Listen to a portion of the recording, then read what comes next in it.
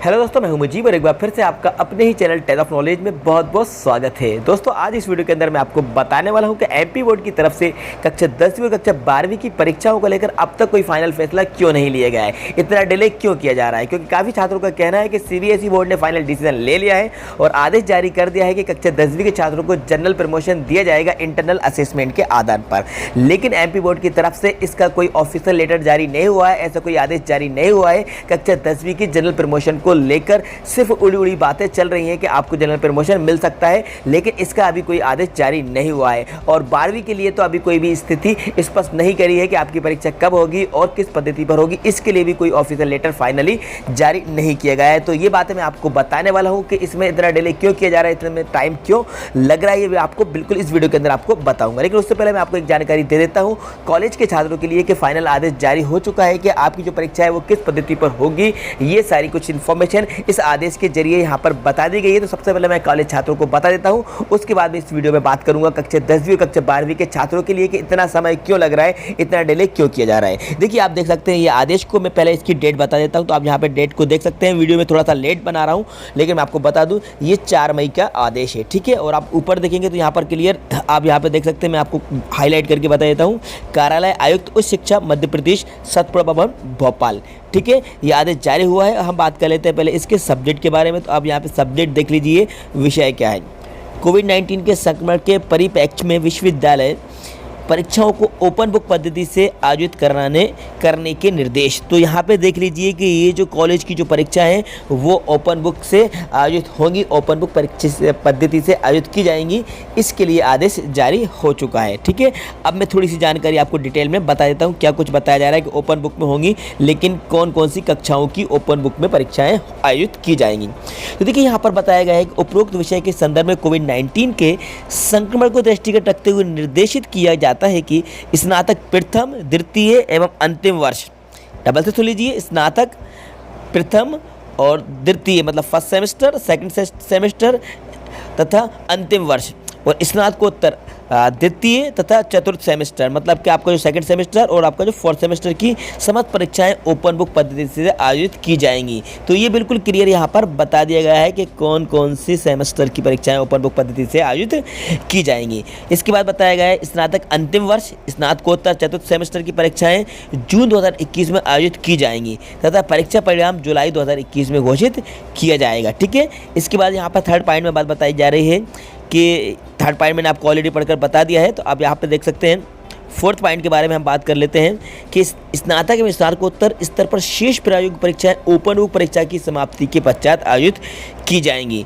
तो ये आप यहाँ पर देख सकते हैं क्लियर यहाँ पर आदेश जारी हो चुका है कि आपकी जो परीक्षाएं हैं वो किस पद्धति पर आयोजित की जाएंगी, मतलब कि ओपन बुक पद्धति पर आपकी परीक्षाएं आयोजित की जाएंगी। और थर्ड पॉइंट में एक बार आपको फिर से बता देता हूँ यदि मैं आपको नहीं बता पाया हूँ। तो स्नातक प्रथम वर्ष, द्वितीय वर्ष तथा स्नातकोत्तर द्वितीय सेमेस्टर की परीक्षा जुलाई 2021 में आयोजित की जाएंगी तथा परीक्षा परिणाम अगस्त 2021 में घोषित किया जाएगा। ओके, तो ये फाइनल आदेश जारी हो चुका है कि जो कॉलेज के छात्रों की जो परीक्षाएँ हैं वो ओपन बुक से होंगी, ओपन बुक पद्धति से होंगी, और उसका रिजल्ट भी कब आएगा, कब डिक्लेयर किया जाएगा, ये भी जानकारी यहाँ पर आदेश के माध्यम से दे दी गई है। तो ये तो स्पष्ट कर दिया गया है कॉलेज के छात्रों के लिए, ठीक है।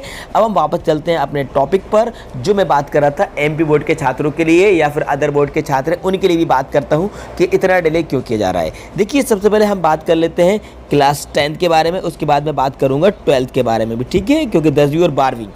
तो देखिए, जो क्लास 10th है, क्लास 10th के छात्रों के लिए अभी कोई फाइनल आदेश जारी क्यों नहीं हुआ है, मैं आपको क्लियर कर दूं। सबसे पहले मैं आपको बता देता हूं एमपी बोर्ड के छात्र के लिए। तो देखिए, जो एमपी बोर्ड के हमारे जो छात्र होते हैं तो वो 10th क्लास के छात्र जो होंगे वो छात्र प्राइवेट होते हैं, और प्राइवेट के बाद गवर्नमेंट स्कूल के भी होते हैं, और उसके बाद जो गवर्नमेंट स्कूल या प्राइवेट स्कूल के जो छात्र होते हैं, कुछ छात्र रेगुलर होते हैं और कुछ छात्र प्राइवेट फॉर्म डालते हैं, ठीक है। तो अब अगर इनको जनरल प्रमोशन दिया जाता है जैसा कि क्लियर कहा जा रहा है, और मैं आपको पहले भी कहता आ रहा हूँ हर वीडियो के अंदर कि 100% आपको जनरल प्रमोशन मिलेगा, ठीक है। लेकिन यहाँ पर दिक्कत ये आ रही है कि आपको किस तर्ज पर जनरल प्रमोशन दिया जाए। जी हाँ, किस तर्ज पर आपको जनरल प्रमोशन दिया जाए, किस बेसिस पर आपको जनरल प्रमोशन दिया जाए। क्योंकि देखिए, प्राइवेट स्कूल के स्टूडेंट्स भी हैं, गवर्नमेंट स्कूल के स्टूडेंट्स भी हैं और रेगुलर स्टूडेंट्स भी हैं और प्राइवेट स्टूडेंट्स भी हैं। तो कुछ स्कूल में तो परीक्षाएं ना तो हाफ ईयरली एग्ज़ाम हो पाए, ना उनके प्री बोर्ड एग्ज़ाम हो पाए, और जो प्राइवेट फॉर्म भरते हैं उन्होंने तो कोई भी एग्ज़ाम नहीं दिए होंगे। तो अब दिक्कत यहाँ ये आ रही है, प्रॉब्लम यहाँ पर ये क्रिएट हो रही है कि इनका जो रिज़ल्ट तैयार किया जाए तो वो किस तरीके से इनका अलग अलग तरीके से रिज़ल्ट तैयार किया जाए। क्योंकि देखिए ये एक बहुत बड़ा डिसीजन है कि प्राइवेट छात्रों के लिए भी डिसीजन लेना है, गवर्नमेंट छात्रों के लिए भी डिसीजन लेना है, रेगुलर छात्र भी हैं, प्राइवेट छात्र भी हैं। इसके लिए यहाँ पर दिक्कत जा रही है, ये क्लियर करने में अभी टाइम लग रहा है। अगर हम कंपेयर करते हैं सीबीएसई बोर्ड के लिए, कि जैसे कि अगर हम कहें कि सीबीएसई बोर्ड ने तो क्लियर कर दिया है, तो मैं आपको क्लियर करना चाहूँगा कि सीबीएसई बोर्ड ने इसलिए क्लियर कर दिया है कि सीबीएसई बोर्ड मतलब कि जो इंडिया लेवल पर होता है, ऑल इंडिया में जो रिजल्ट बनता है वो एक ही रिजल्ट बनता है। जी हाँ, उसमें कोई दिक्कत वाली बात नहीं है, वो किसी भी स्टेट में हो। मतलब सीबीएसई बोर्ड के अगर स्टूडेंट्स हैं तो वो इंडिया के किसी भी स्टेट में हो तो उनका जो रिजल्ट बनेगा वो एक ही रिजल्ट बनेगा। लेकिन हम बात करते हैं पर्टिकुलर एमपी बोर्ड की, तो यहाँ पर जो स्टूडेंट्स होंगे वो रेगुलर भी होते हैं, प्राइवेट भी होते हैं, गवर्नमेंट स्कूल के भी होते हैं, प्राइवेट स्कूल के भी होते हैं। तो यहाँ ये दिक्कत जा रही है। इसलिए अभी ये पहले तो ये बात चल रही थी कि सीबीएसई की तर्ज पर ले सकते हैं, लेकिन इनके इंटरनल असेसमेंट भी तो हों। अब इंटरनल असेसमेंट मतलब जो तो प्राइवेट स्टूडेंट्स जिन्होंने प्राइवेट फॉर्म भरा है तो अब उनका तो कोई इंटरनल असेसमेंट ही नहीं होगा। मतलब कि उन्होंने कोई एग्जाम ही नहीं दिए, उन्होंने ना तो हाफ ईयरली एग्जाम दिए होंगे, ना उनके कोई रिवीजन टेस्ट दिए होंगे। अब उनको किस बेसिस पर रिजल्ट तैयार किया जाए, यहाँ पर ये दिक्कत हो रही है 10th के छात्रों के लिए। ठीक है, तो ये अब आपको समझ में आ चुका होगा, इसलिए इतना टाइम लग रहा है फाइनल आदेश जारी करने में। अब मैं आपको थोड़ा सा बता देता हूँ 12वीं के छात्रों के लिए। देखिए 12वीं के छात्रों के लिए अभी आपके सामने 3 ऑप्शन लेके चल रहे हैं। सबसे पहले बात चल रही है कि ओपन बुक पद्धति से बात चल रही है, और कुछ स्टूडेंट्स भी कह रहे हैं और जो अखबारों के माध्यम से हमें जानकारी मिल रही है कि ऑनलाइन आपकी परीक्षा भी हो सकती है। चलो अपन ये भी मान लेते हैं, और ऑफलाइन। ठीक है, तो ये ओपन बुक भी चल रही है और ऑनलाइन भी और ऑफलाइन। तो मैं आपको क्लियर कर दूँ कि ऑनलाइन तो बहुत मुश्किल है परीक्षा करवाना, ओपन बुक से भी बहुत ही ज़्यादा दिक्कत हो सकती है। वो दिक्कत इसलिए हो सकती है क्योंकि कंपटीशन बहुत ज़्यादा बढ़ जाएगा। अब अगर ऑफलाइन के बारे में जो सोच के चल रहे हैं कि ऑफलाइन ही आपकी परीक्षा कराई जाए, ओपन बुक के और ऑनलाइन के कम चांसेस लग रहा है। लेकिन डिसीजन हो सकता है, ये मैं क्लियर नहीं कर रहा हूँ, लेकिन लिया जा सकता है फैसला। लेकिन ज़्यादा चांसेस ऑफलाइन के लेके चल रहा है बोर्ड, तभी वो इतना टाइम ले रहे हैं।